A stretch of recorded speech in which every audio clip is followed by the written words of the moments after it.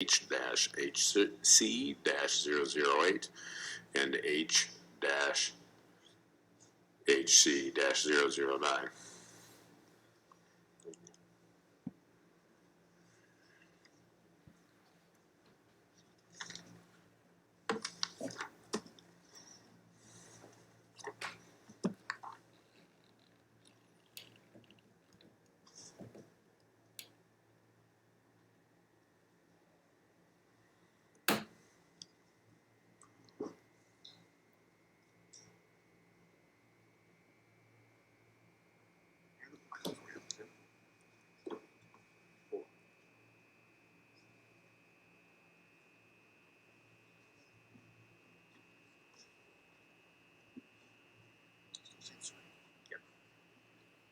Much better.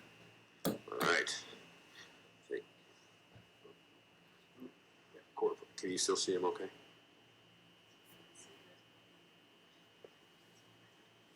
The speaker's not working. In the meantime, can you see the witness okay?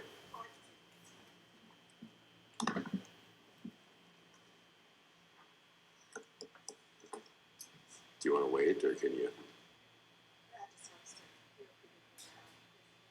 Okay.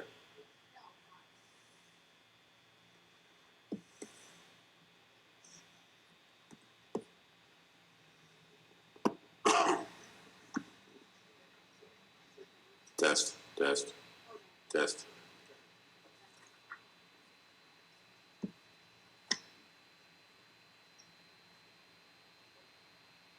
Ready?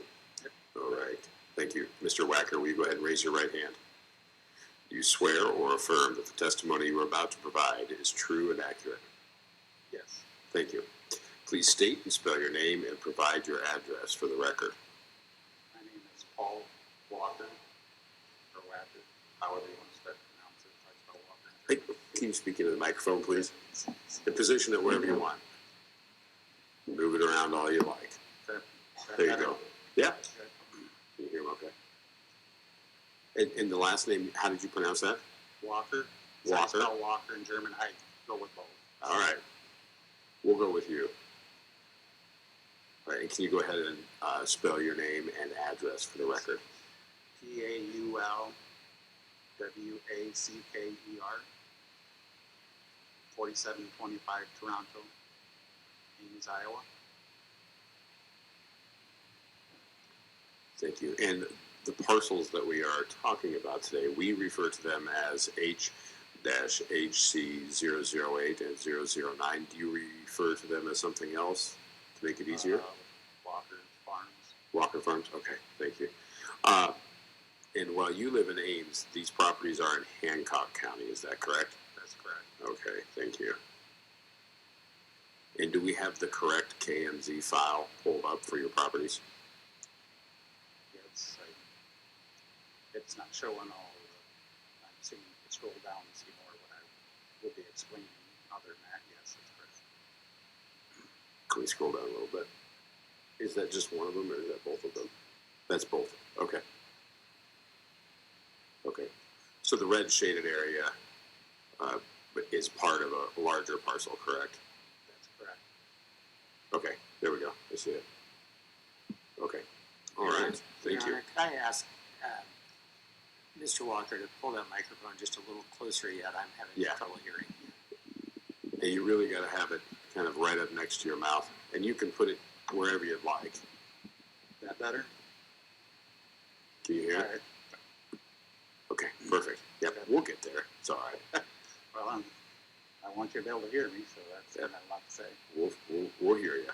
Okay, can you describe the current use of your property and any plans you may have for a different use in the future?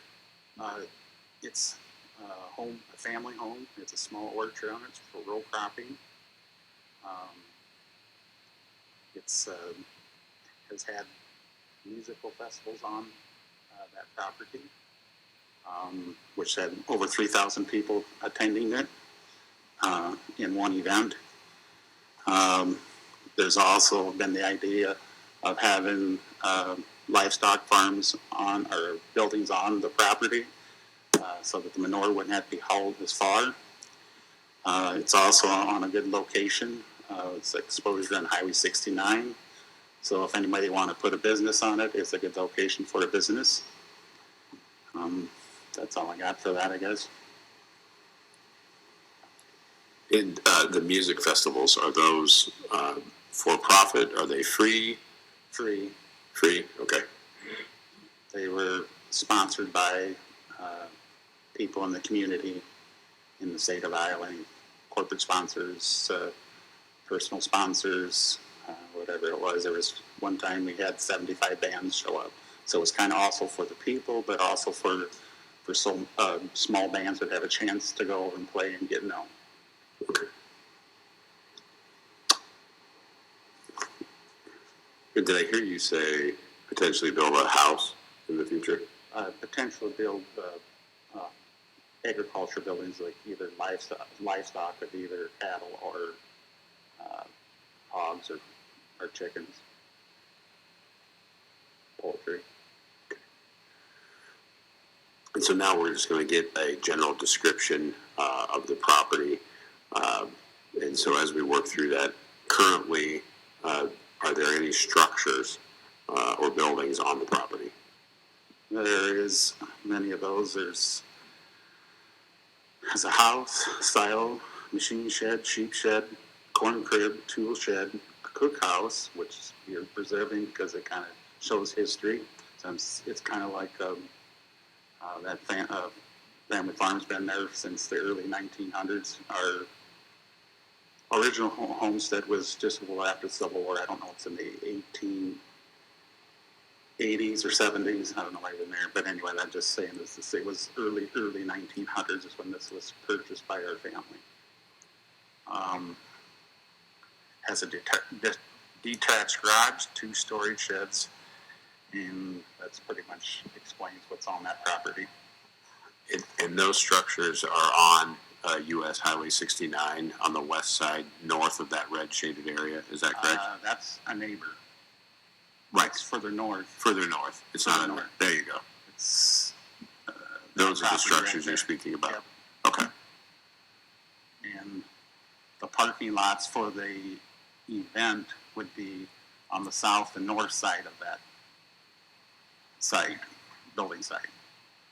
So Okay. it even gets closer yet to the pipeline is what I'm trying to describe there. Gotcha. Okay. Any drainage tile, underground installation, infrastructures, telecommunication, etc.? There's many drainage tile in it. This farm would not have been maybe able to farm without drainage tile. In fact, pretty much any farms in this area would not be able to be farmed without drainage tile. Is it pattern tiled? Not at this time. We are currently doing other farms, but this one is in the plan. So when you say in the plan, have you signed contracts or outlaid? We do our own.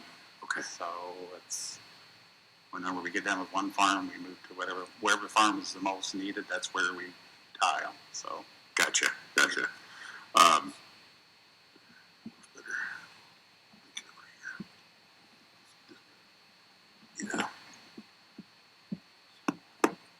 sorry. I get it. The drainage tile that's on this farm, can you give us an idea of where it's at, depth, size? There's I think up to a 15 that's run by. I don't think it's a county tile, but it's run by. There's like 3 other farmers that are draining into that tile. And the rest of the tile is hard to know because it was all put in by hand. My great-grandfather, my grandfathers, whatever, went over and actually hired people.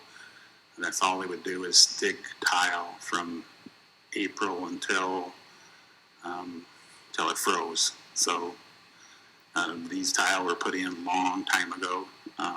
You can see them when the weather gets drier. You can see where the crop will grow different over the areas where the tile was at. So it's Any Other than the facilities you already described, are there any above ground facilities that aren't apparent on the map? No. Okay. Any streams or bodies of water or other noteworthy features? Yes, there's a dredge ditch to the north side of this property. If you scroll it down, see where all those trees are. There's a dredge ditch, and that water runs in that very constantly all year round. It's a very active dredge ditch. Actually, it drains one of our other farms. It starts, well, the tile that starts that drainage ditch comes from one of our other farms. That the gray or the green triangle up in the northeast corner, is that part of your parcel too? No, that's our neighbors, and that's a pasture. Okay. And that's been in pasture as long as I can remember. Any timber or forest? Did I hear you say orchard earlier? There's an orchard on the building site, and there's a row of trees or cottonwoods along the dredge ditch you can see on there on both sides. Are there any easements held by third parties? There's easements with, well, obviously the county. There's fiber optic, and there's one other one, and I can't remember that one. Do you know where the fiber optic runs? I think it runs on both sides. Or, in other words, on the west and south sides. So there's a fiber optic that runs along Highway 69, which is on the west side. And then on the gravel road that's on the south side of it, it runs another fiber optic, which the fiber optic goes into Garner, and the other one runs all the way across the whole county. On the south side of that property there, right in the middle, is that a driveway? That's the line. There was a driveway there a long time ago, but it's been taken out. Okay. I don't know what they're trying to see there. If they're trying to say that's the center of the 80s, I don't know, because it's like 160 acres. And it goes actually further up. I don't know who put that line in there. I'm assuming it's the center of the 280s. I don't know. Okay. Can you describe any specific concerns you may have and any recommendation you have for the board to address your concerns?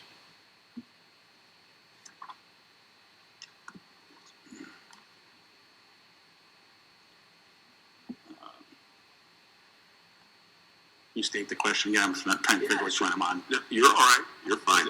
Just tell me which one it is. At number 3? Describe any concerns you have and any recommendations you may have for board actions to address your concerns.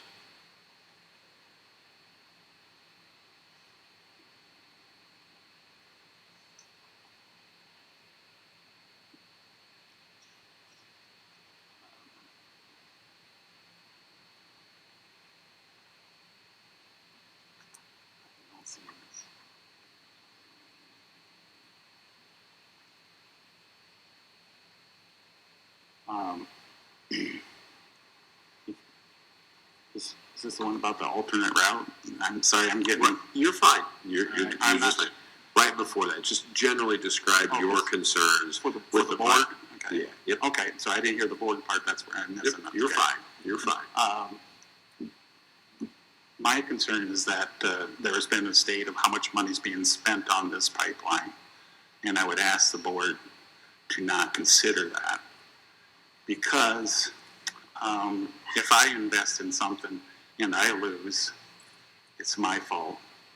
Therefore, it should not be considered. And I know it's been brought up how much money is being spent, and that money that's being spent should not be considered in this matter. They should have talked to the landowners and tried to go over and make an agreement or come to a clarification that the monies that are being spent would be spent wisely. So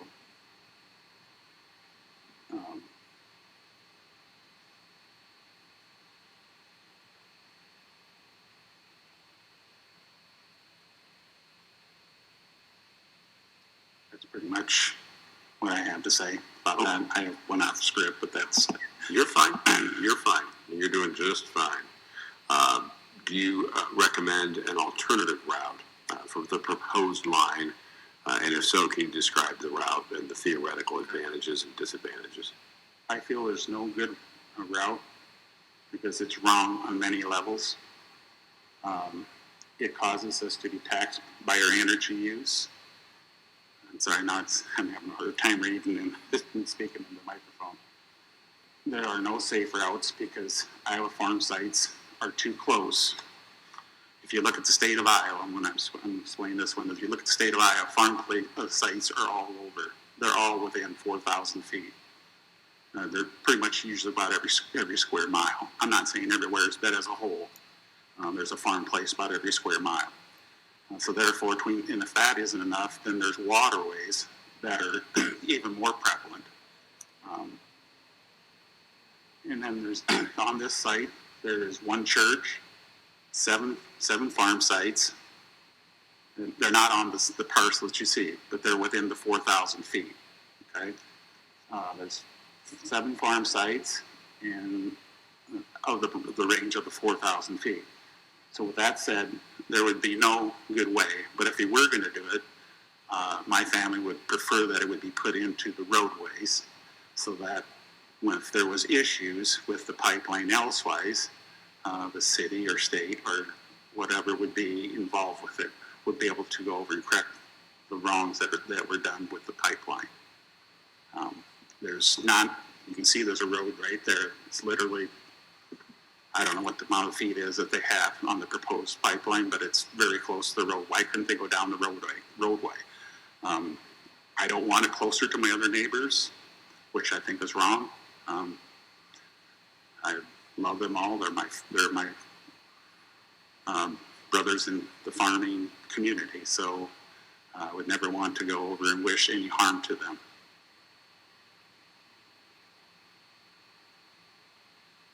That's pretty much all I have for that question. Back to the tile real quick. Do you know the approximate depth? I know you said you weren't sure where it was exactly, but do you know the depth and the size? I think you said up to 15, but do you know the depth? There's one tile for sure that's up to that part. We haven't done a complete exploratory on the farm, but if you understand hand-dug tile, all are very shallow, so they're going to be affected greatly by the pipeline. And then like the mains, there's laterals and mains. The mains are usually deeper than the laterals. The laterals are always, if you want to go by pattern tile, the ideal depth is 30 inches. Can you repeat that? Ideal depth is 30 inches. So I don't think that any of the pipeline would not intersect any of those farm tile when they were in fact, when they're putting it in by hand, sometimes they'll be down to like 2 feet or even 20 inches, depending on whether they're in a low spot or a high spot. And so just to clarify, when you pattern tile and you do most of your own pattern tiling, your target is 30 inches to the top of the pipe. That's right. Okay. And when you're putting your own tile in, is that 4 or 5 inches? What's your diameter? Depending on the amount of area that is draining. If it's just a small run, if it's a larger run, you're going to put in a larger tile. If it's a larger or a short run, you put in a smaller tile. So it depends on how long the run is, how much water is going in, what the pressure. If it's down in a ravine or an area where there's going to be a lot of water collecting, you're going to have a larger tile because you want that water to flow away quickly. What would be the largest size tile you'd be looking at? We put in tile, we put in 24-inch tile, so I don't think there's any limit to it. I mean, there's a limit, I'm sure there is, but I know we have farm tiles that are 3 foot, or county tiles that are 3 foot. This area is, like I say, it would not be farmable if it wasn't for the tile. The tile system is extensive. There's drainage districts all around that area. It's pretty much the whole county has probably got a drainage district, and I maybe know one or two places that are not.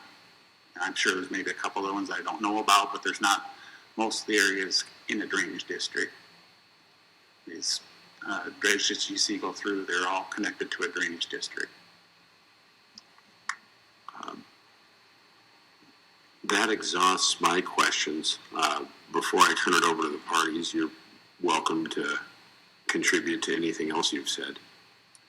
Well, I have a lot more to say, obviously. I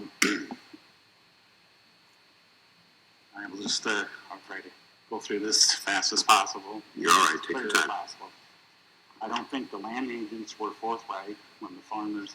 Mr. Wacker, the microphone. I'm sorry. Just position yourself however you feel most comfortable. You can move anything around, take your time. I'll try this and see if it works. I don't think the land agents were forthright to the farmers. The pipeline is a new Green Deal. It's a new Green Deal, and it should be stated as such. Someone is paying for it. Okay, someone's paying for it. When I say that, the reason why we're putting this pipeline in is because it's paid by somebody. It's the carbon credits, and those carbon credits are paid by us. Everybody in this room is paying for it. Okay, that's what I'm trying to state there. And I don't think any farmer wants higher energy cost. So I think that should be brought forth. Even if a farmer in California, even any farmer in California, the farmers in Iowa don't want this. And even if the farmer, excuse me, I'm screwing this up, sorry. Do not hide the true cost of the pipeline. Furthermore, CO2 is not a pollutant. If it was, we would have to make oxygen a pollutant. The smog or haze that we see above our cities is not CO2. CO2 cannot be seen or smelled. What you see is the particulates that are burnt with carbon. No one has died from CO2 poisoning when they're outdoors. When Mount St. Helens erupted, it answered many questions. Some can be applied to this pipeline. First one is sequestering CO2 from ethanol plants. Will not make any difference. When Mount St. Helens went off, it erupted. It spewed out more CO2 than what mankind's produced from the beginning of time until now. No one died from CO2 poisoning when Mount St. Helens went off. The people that died from Mount St. Helens died from particular exposure. If that doesn't convince you, then this maybe help. The oceans spew out more CO2. Algae first produces oxygen and then dies and goes to the bottom of the ocean. Then comes back up again as CO2, henceforth the circle of life. CO2 levels have been going up, but the temperature levels have remained constant. If you graph it, you'll see this. Ice cores is another study that people talk about. The lower cores have lower levels of CO2, has lower levels of CO2. This does not prove anything. All we know is that the CO2 is lower. No one was there to see or take tests to know why. The Earth may be spewing out less CO2, or the CO2 is leaving the ice. We know that snow produces hydrogen. It makes our lawns greener in the spring. Nitrogen is a carbon. Should we be sequestering snow? I don't think so. Next, we should talk about where the liquid CO2 is going. We don't know much about this, like how it's going to react to the limestone in the caverns that the caverns that it's going to, or what it's going to do to the groundwater, or how it reacts to the Earth's natural occurring elements. Recurring elements. Is it going to turn the groundwater into acid? I've heard some about that, and don't know much about that one. Will it come back up as poisonous gas? Or all these questions should be vetted. It's easier to fix them now than when it's deep down in the earth. With more time, we could research and get more answers. Now let's talk about the economic side of things. It's not going to save the ethanol plants for two reasons. The New Green Deal people are not going to stop making electric cars and trucks and soon tractors. So we should unify and stop these wasteful and hazardous ideas. The word is that they are planning to put carbon tax on the farmers' fertilizers in the next 5 years. They are already doing it in Europe. The yields would decrease because of the increase of cost of production. That in return would drive the price of corn up. This will make the ethanol plants not viable.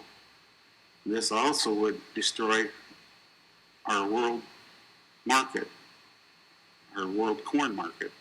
This would affect Iowa's economy greatly because corn is our number one commodity. There is a hidden tax we need to talk about also. The price of it, talk about carbon taxes raise the price of energy. This affects all Iowans, Americans, people around the world. It affects the poor the most because the poor people pay a larger percentage of their income towards energy. This makes carbon tax to be a greater burden upon them. I was told there is up to $17 billion to be made from the carbon credits. Who is going to receive these? And the ethanol plants are going to get an increase of price for their ethanol, so they should be fine. And I just heard on the radio that Summit Pipeline had only paid out less than $200,000 to the landowners, and I think that's proportionately ridiculous compared to the $17 billion. It should be half or at least a quarter of what that is. And so I don't think this was brought forth to the landowners, and it should have been made very clear. The ethanol plants are not. I assume the pipeline is people are going to receive this. That does not seem right. These figures should have been brought forth when the landowners were spoken to. It should be also known that that Summit enterprises or companies are large enough to be considered monopolies by most people. Good example, Van Wall Group and large farming operations. The government is another reason not to go through the pipeline. There were enough votes in the Iowa House to pass the eminent domain bill, and the Senate would have passed if the leadership would have had the willpower to do it. There were the votes in the Senate, and I've written this because I've been there, and I think I've actually met Eric there at that time. I think he might remember me. He knows that I can confirm that. So that's what I'm trying to get at is there's not enough time for the legislator to go over and work through this process to find out what they want to do with it, because there's not the willpower there to go for the votes there to go over and pass to stop this pipeline. It's just that there hasn't been the time to work through it. And like that, I know I talked to a lot of senators and a lot of representatives in the Iowa House, and they most of the ones I talked to are not for it. So let's just put it that way.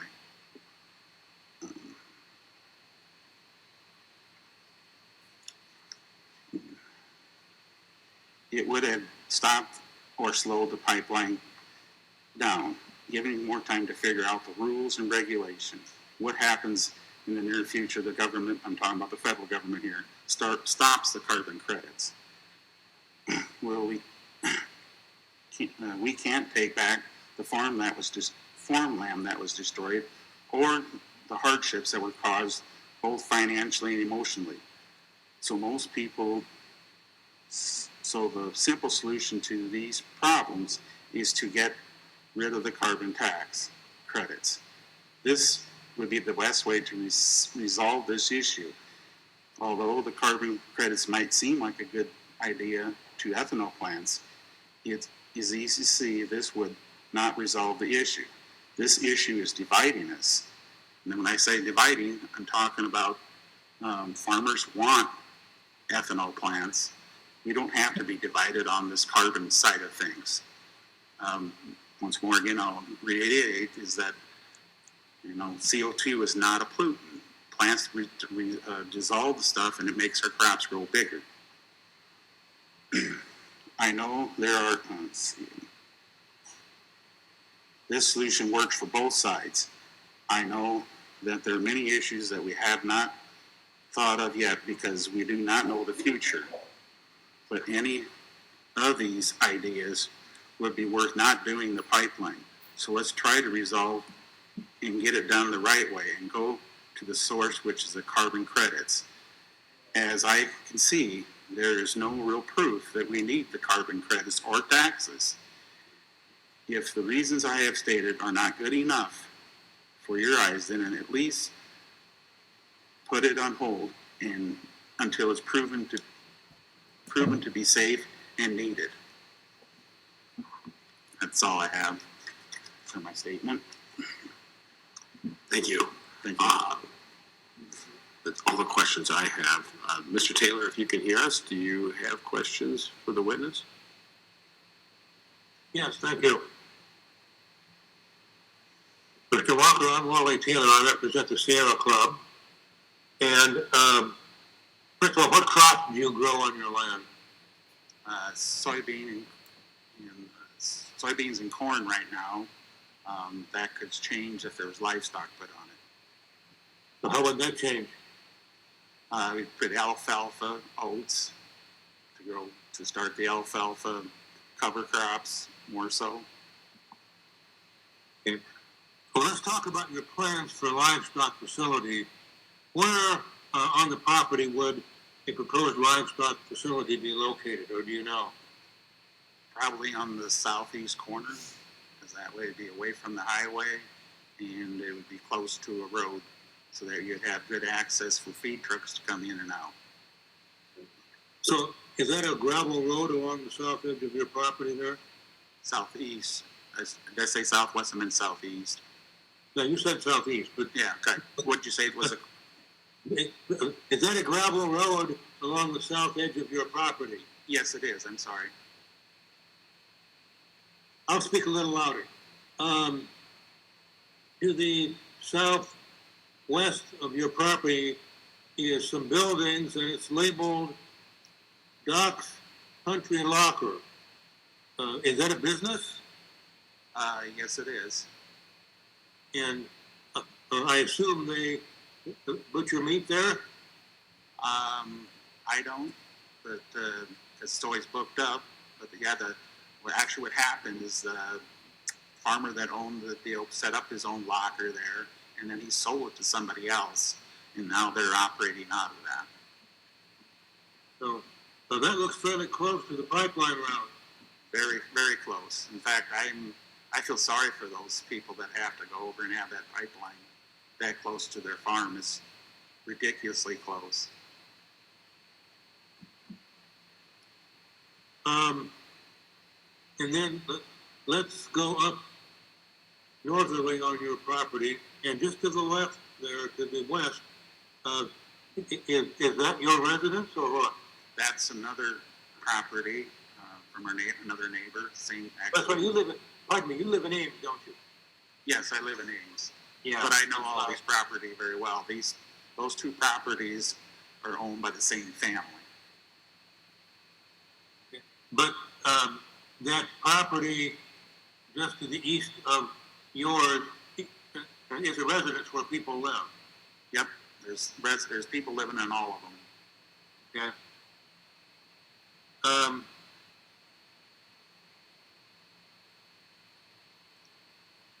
You also mentioned that this is along Highway 69, and that there's a possibility of business development. What do you have in mind there? There's always, when you have high traffic, that's always a good place to go. If you want to start up a small business, it's a good place to have exposure. So you could always, my brother has like a vinyl cutting deal to make signs and that type of thing. That would be one of the businesses that could be brought up in there. If he wanted to, let's say if he had a laying house, if he wanted to maybe sell eggs or sell meat or whatever, would be another one. There's all kinds of farm products that could be sold out of there. I think what the board would like to know is how likely is it that there would be some business development there rather than just hypothetical speculation? How what? I think what the board would like to know is how likely it would be that there would be business development there rather than just being some hypothetical speculation. My brother already has a vinyl cutting machine or what laser or whatever, that type of thing. So they right now are concentrating more on raising their family. When my brother might retire, that's one of the ideas they had for another sideline gig. Okay. And I think Highway 69 is that north-south highway just on the west edge of your property. Yep.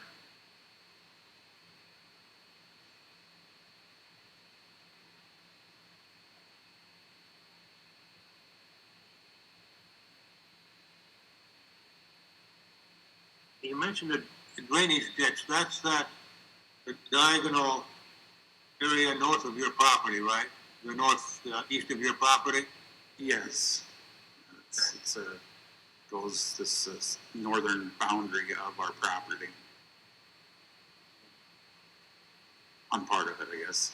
Where the pasture is, it's not part of it. But. Okay. If the pipeline were installed, do you have concerns about the soil and your crop yield?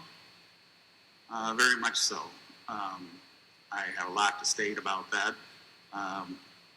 We have other lines that go through our other farms, and those lines to this day still do not yield like the rest of the ground does. The clay is brought up, and then you don't have a good black soil that produces the high yields. And also this farm here, the CRS value is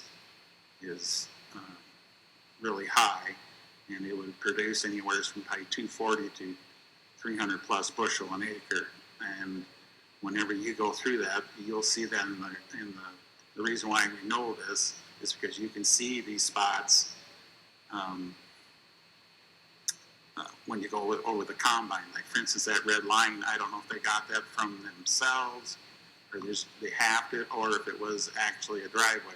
That driveway, we can see where that driveway is till this day, where they've driven on it. In fact, where they had the cattle runs way back in the day in Oklahoma and Texas and around there, they can still see where those spots are where the cattle run, where they ran the cattle. So what I'm saying is that compaction never completely leaves that as we know of. Is any of your ground in CRP or some sort of government program like that?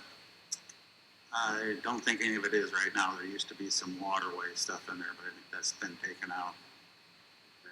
Is any of the property what we call highly erodible land? No, it's very flat. Okay. We talked about how close some of those buildings are. How far away would the nearest emergency response personnel be? Well, there's volunteer ones in Garner, in Clemmy. How far away would those be? The what? How far away would those be? I'm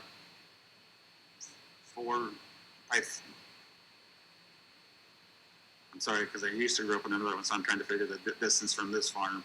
I think it's like 3 miles from the other one, and by 2 from the other one, from the Columbia one.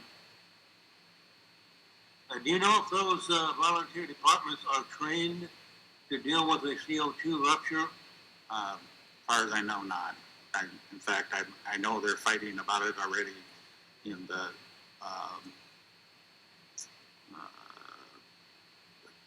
county supervisors are already concerned about this and have brought this up in other meetings.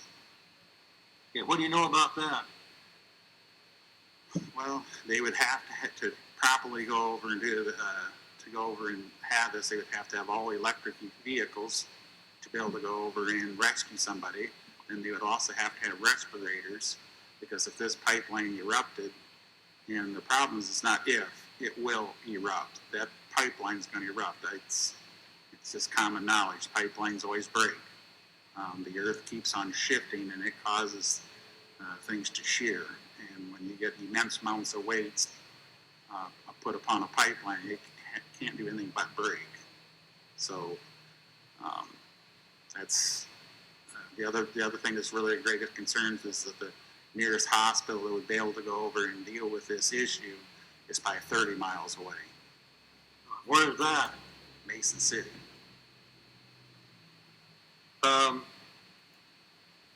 You mentioned earlier that this pipeline wouldn't save ethanol.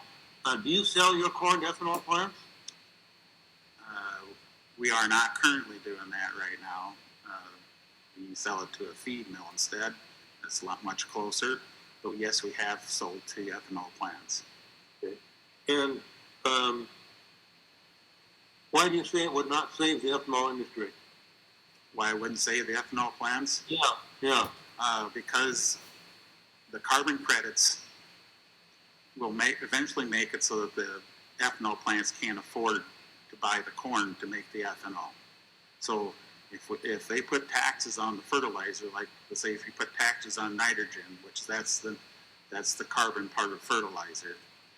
If you put tax on nitrogen, let's say if you'd even just lower a little bit, it would drop drastically. You could lose 50 bushel an acre easily by not getting. In fact, if you don't get I get a year that's wet and it leaches the stuff away or it washes away, your yields will drop 50 bushel easier. Now, if you take this and spread this across the whole Midwest, it's going to cause the price of corn to go up because of there'll be a shortage of corn. And there won't be enough to go over and feed our livestock, and not alone for the ethanol plants. And when the price of they've already shut down ethanol plants when the price of corn was too high. So that's where I guess where I see that happening. Yeah. You mentioned earlier that you thought the Summit land agents were not honest. Can you more generally tell us what your experience has been with the Summit representatives and your experience in negotiating or talking about easements? You talking about the eminent domain bill? No. You had said earlier, I think, that the Summit land agents that you talked to were not forthcoming, I think is the word you used. And I wanted to have you tell us in a little more detail generally what your experience had been with the land agents and other Summit representatives. Okay, I have not talked to a land agent myself, but I can speak from what I've heard. And this was the amount that is being made was never brought up. And I have I know a lot of landowners that talk about this, and none of them so far have spoken of this. Why have you not spoken with a land agent? I live in Ames, so I'm not directly involved with the farming operation of this. But you are the landowner, correct? Yes, I am a part of the family farms. Yes, that's correct. So I'm representing our family farms. Okay. Were any of your family members contacted by Summit land agents? I assume so. Okay. You've not talked to them about it? I don't think it went over very well. So they didn't want nothing to do with it. Okay. Because the whole thing is not right. I think there's better ways to resolve this issue, and that's the way our family thinks about it. It's not only our family. I think most farmers would look at it the same way. And I think even the people that are for it right now would change their mind if they knew that there was better ways to take care of this issue. I'm not against ethanol. I want to make that very clear. Neither is our family against it. Our neighbors use the byproduct of ethanol to go over and raise their cattle. Why would I go over and not want him to have that ability? I'm not against this. There's just a better solution than this pipeline.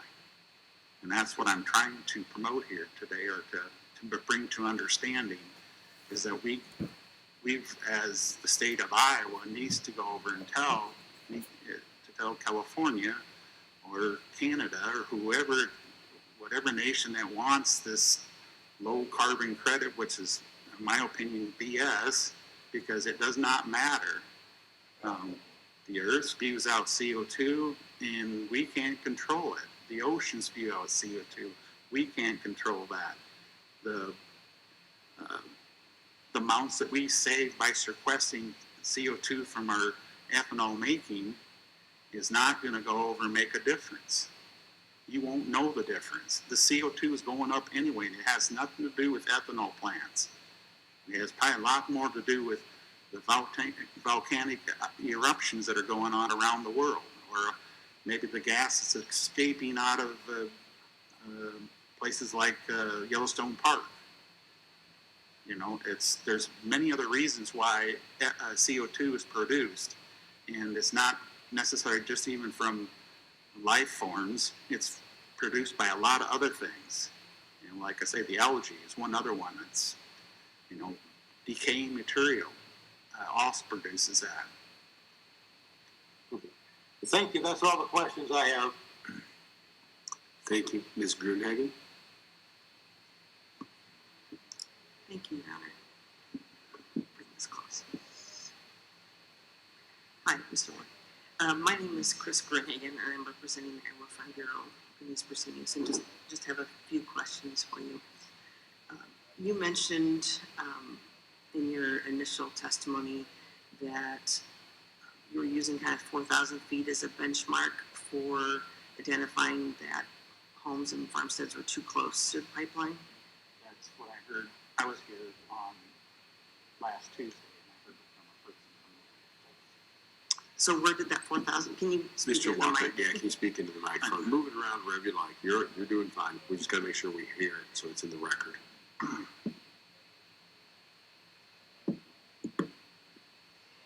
And so where did that 4,000 feet number come from? I'm not sure about that one. I've heard it from other people. Well, first of all, if you had a wind going on, it might be even further than that, I would assume.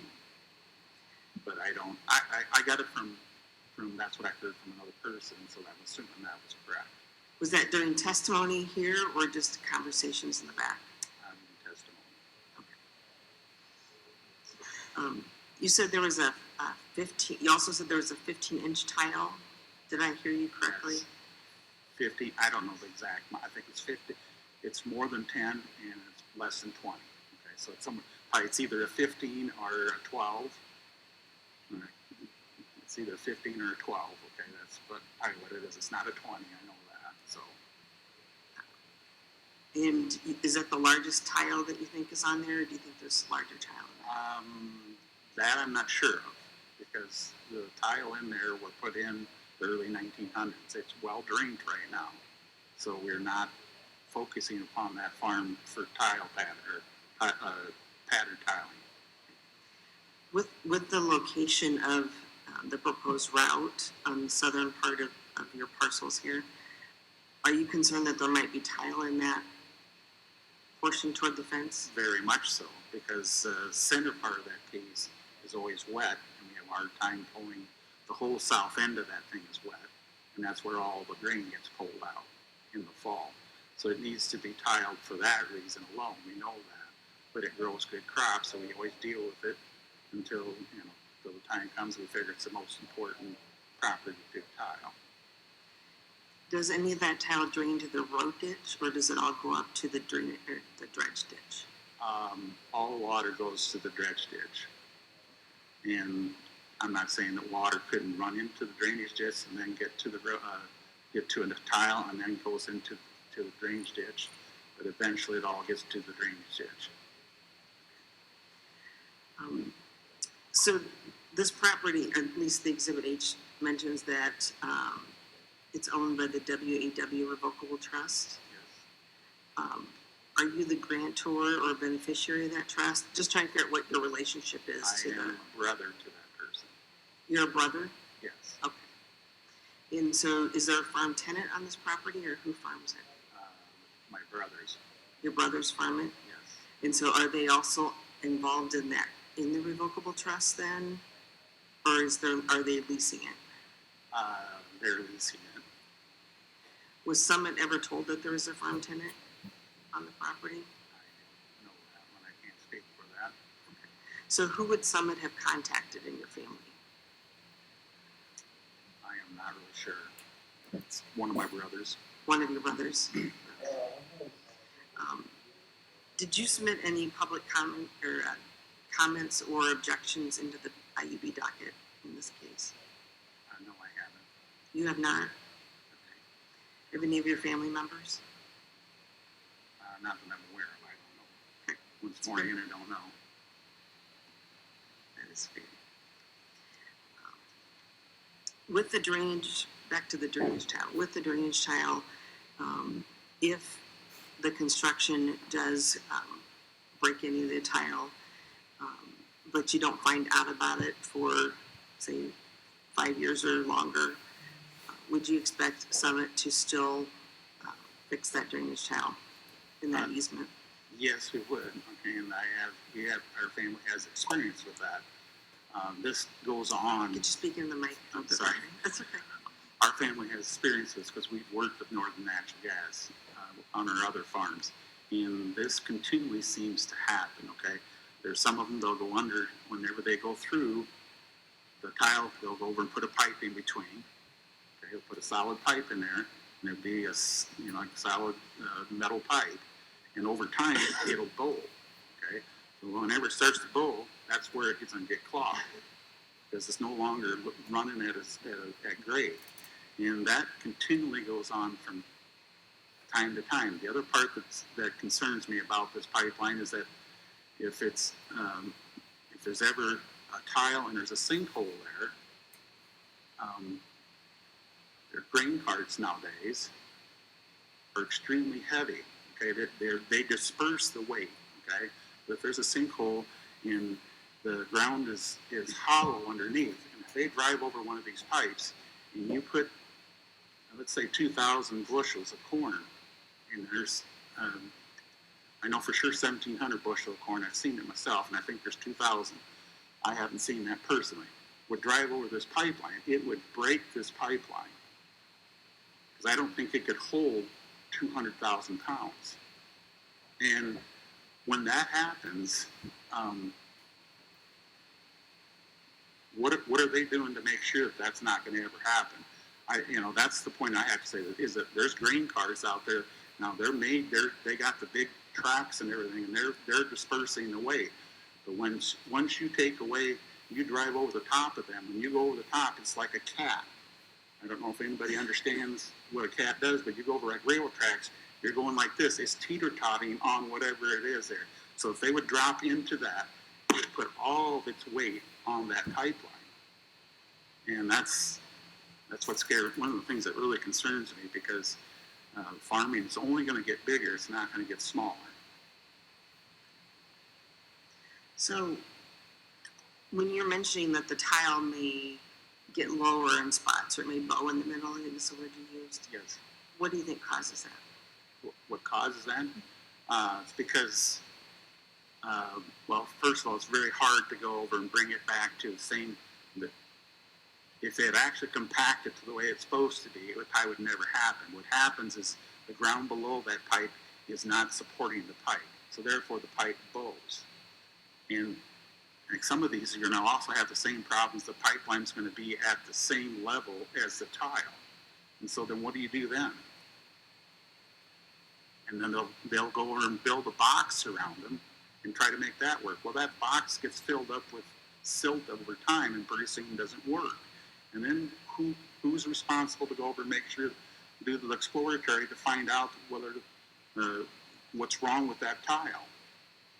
You know, there's nothing, not even Northern Natural Gas, as good as they are at this, they don't have a system set up to make sure that when we have a wet spot, it's our responsibility to go over and find out where the problem is. Well, that takes a lot of work.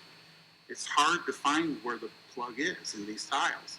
It could be the pipeline. It could not be the pipe. It could be another spot in the field. But it has to be, you know, it takes days sometimes to find out why one tile's not working.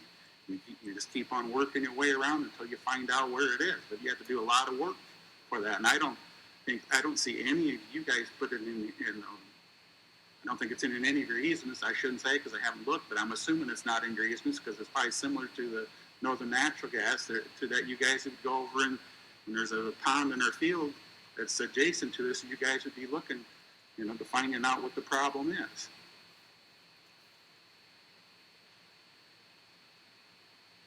Are you concerned at all about crop yield reductions in the easement area?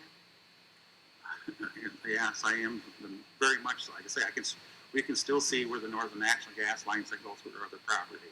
You can see the diagonal. You can go over and take a look at the yield monitors maps on the combines. You can print them out and you can just see where those lines go. So, and like I say, the worst part about the soil that they're going through is very high CRS value. Like I say, it's going to produce unless you have a drought or hail, drought or don't plant at all, you're going to get at least 240 bushel an acre, and that's minimum. And then there's places in that farm that are probably, I know places in that farm they're doing over 300. I've seen it on the monitors. Do you know if your brother uses yield monitors on his farms? That's correct. So if there was a yield impact, you'd be able to see it on the yield monitor? Yes, you'd be able to see that.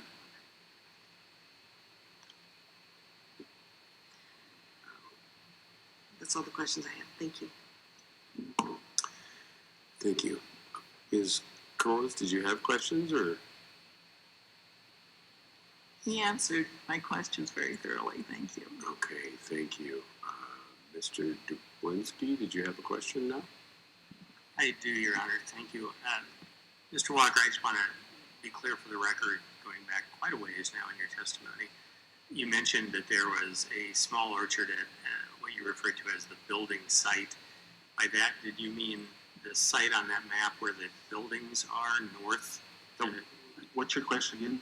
I believe you had mentioned early on that there is a small orchard. Yeah. And you referred to that as being at the building site. Yep. By that, did you mean the location north of the red area where the buildings are?